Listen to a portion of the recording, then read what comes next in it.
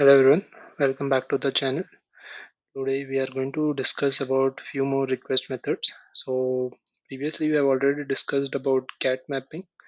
Today we are get versus head. Today we are going to discuss put versus post versus patch in request methods for HTTP. So for today's session, I have created a new controller called employee controller, and we will be discussing all the APIs. We'll be discussing by invoking all the APIs that are present in this API controller. Currently, we are not using any sort of database or H2 in-memory databases. We are just making use of a simple list, and we'll be getting the employees from this list, inserting the employees into the list, making modifications, patch, put, post. All these three APIs we are going to focus more on today. So before going to that, let's just quickly check the employee class. So we have private string long ID, name, phone number, and country code. The ID field is currently being generated. It's not something we are not using at the rate ID or at the rate generated value from JPA or any other generators. We are using a secure random number generator just for the time, so that we are not looking to persist everything in the database as of now, and we don't need to add any dependencies apart from what we already have in the application. So get employee is a simple method which is just going to take the employee ID which will be present on the path variable, filter it out, and if it is found, it will return the employee. If not found, it will give us two not found, four not four not found. Save employee is our post mapping. So currently you would have seen the dispatcher servlet video where we can have multiple context paths. So currently this employee controller is sitting behind the employee forward slash employee path, and the get mapping has the employee ID which is the path variable. Whereas it's at the post mapping, we do not have any specific URI. It just sits on the first forward slash employee. We are going to take the employee request from employee from the request body, and we are going to add that particular employee into the employee list, and we are going to send an accepted which is 202 when we are creating a resource. Next we have get all employees just to see all the employees that are present in the list as of now. So another get method that we have here, we have patch as well. We are taking the employee ID in the request as a path variable, and also taking the request body which is the employee object. We are only allowing certain field modifications. For example, we are not allowing name modification for an employee, and we are returning HTTP status OK. And then finally we have a put employee, which is again which will again be an operation which takes an employee ID and modifies the entire employee resource as per the input. So as we know, we do not have any persistent data store for this particular application. Every time we restart this app, the entire list will be empty. We are using live reload, but we'll try to not restart the application.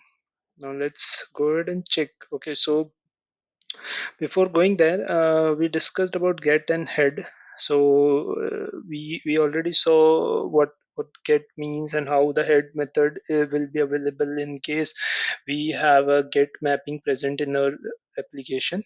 Now all these get methods and head methods are going to give you a response.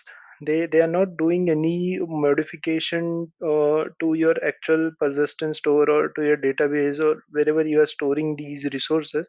It's basically just retrieving them. The methods that we are going to discuss today are put, post, patch. All three of them are going to have an impact of the way the resource was stored or is stored or will be stored. Basically meaning, in case we are going to go for put, so it is going to consider the request that you have sent as the original resource, and it is either going to create or update the entire resource. Whereas patch is going to modify pieces of your resource or specific areas or fields of your resource, and post will be used to create a completely new resource. So put, post, and patch, out of all these three, put and patch are considered to be idempotent, because every time you keep hitting the same request, it is going to give you a consistent response. Whereas patch, you can see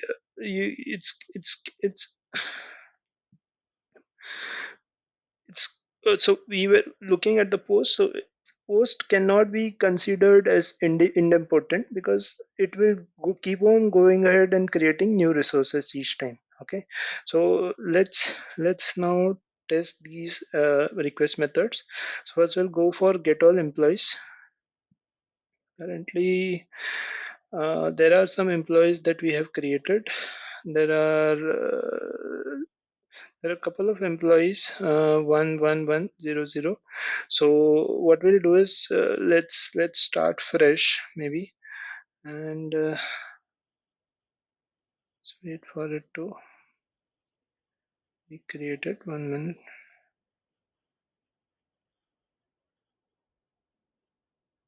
Okay, so the application will start up again. Should have a clean set of, yeah. So the list is empty. We just did a get on localhost demo employee. Now we'll create an employee. Okay, so let's, for the demo, let's just take an employee with name 1, phone number 1, country code 1. It's just for our understanding. Okay, so when we hit the request, there's a secure random number which is generated, which is stored as our id long value, and we have a name, phone number, and country code. Let's again create another employee. Again, very random. We do not really care about what we are putting in the name, phone number, country code as of now. So we created two employees. Let's just do a get all employees and see. Okay, so we have two employees, name 1 and name 2. So these are their IDs. Let's also check the get employee with ID request once before proceeding.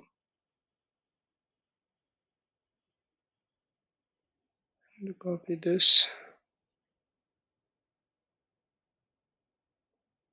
Okay, so we are able to get the employee. We created an entirely new resource using the post method. Over here, we have given the request body as an employee JSON, and we have selected the raw and JSON as the application content that we are sending, and we got the response, including the ID as well. So there are ways to filter out JSON fields when we don't want to return them. For example, username, password, you might not want to return it back to the caller. So there are ways to filter it as well, but we'll see it later on. Going ahead, now let's say we'll discuss one by one. So let's say we are using a put employee. Okay, so we employee already has this phone number. So let's just go ahead and maybe update the phone number here. Okay, so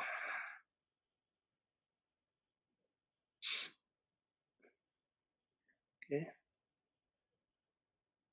okay, so we have an employee. Let's take maybe the second employee. Yeah, let's take the second employee and let's do a put. So for this employee, everything is 2, right? What happens if we put the name as 1, phone number as 1, country code as 1 with the same ID? So ideally, it will either create the resource or it will update the entire resource. Let's hit the put request. Let's again try to fetch the entire list of employees. So you can see the ID remained same, but it replaced the entire resource. Okay, in this case, it considered the request that was coming in rather from the user, considered that it to be the updated value of the actual resource, and it entirely replaced your resource. So this is particularly useful when you know that there is a new updated value and you really want to update the entire object. But the disadvantage of put is that you will have to send the entire employee object in case you do not really want to update. If your intention is to only update, let's say, phone number, in that case you will have to send the entire employee object with put. if you're not sending the entire employee object, what it will do is it will set a dummy value. It will set some dummy values for the fields that are not sent in the input. So again, let's use the same request. Let's remove the name and let's remove the phone number. Okay, and we'll just send the request with country code. Okay, now what happens is, let's again check this. So you can see that it replaced the name as null and phone number to 0, because name was a string and it the default value was null and phone number was integer, so it took the default value of integer as 0. So this is wrong, and this could potentially cause issues with actual data. So put can be very dangerous in situation. It can entirely update your resource to different values in case you do not have a backup, or you have not taken a copy or sample of the data before doing this operation. That can really cause a lot of damage to the actual data. Coming ahead, this was about put. So now let's check about patch. So again, patch is much more safer option, whereas put was entirely replacing the body, or the body of the resource that was sent in request with the one that was stored. It had it in its memory. Patch is much safer, so you can declare patch to be applicable for certain parts of the data. You can tell that only certain parts are updatable via patch API. You do not allow everything that is available in terms of your entity or object or employee. In our case, employee. You don't want the name to be updated, for instance. And this is it. Like you can update everything else, maybe not name, maybe not country code, maybe not phone number, and you can declare these conditions. In our case, for the patch API, we have designed it like that it is not going to accept a name change. So we are again going with the same employee object and now invoking a patch request. We have just invoked the patch request, and you can see the name was not updated even though we provided it in the request. In the patch request body we provided it was not updated, but the country code and the phone number was updated. Oh, let's see what happens if we are not providing the name itself again.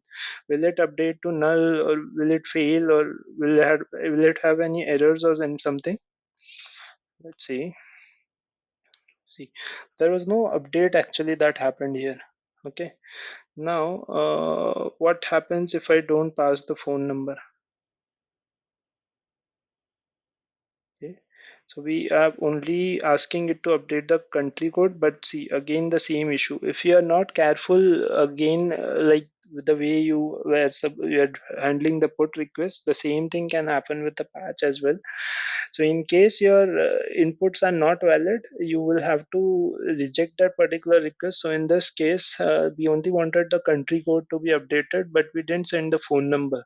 So what happened is it considered that since you are allowing phone number and country code both to be updated, it just updated the country code to the one that was provided in the input, whereas it didn't update the phone number. Whereas it updated the phone number to a default value, because the value that would have come to it in the request, since it was not available, would be 0. So it updated the new value 0 to an existing phone number. So this was about the put patch post discussion. So we can say that put and patch are idempotent, whereas post is not. Put will be can be used to create or update a resource, whereas post will be used to create a resource and patch will be used to partially update a resource. So that's it for this particular video. In the next video, we'll be going ahead and discussing the last two methods, which are options and trace. So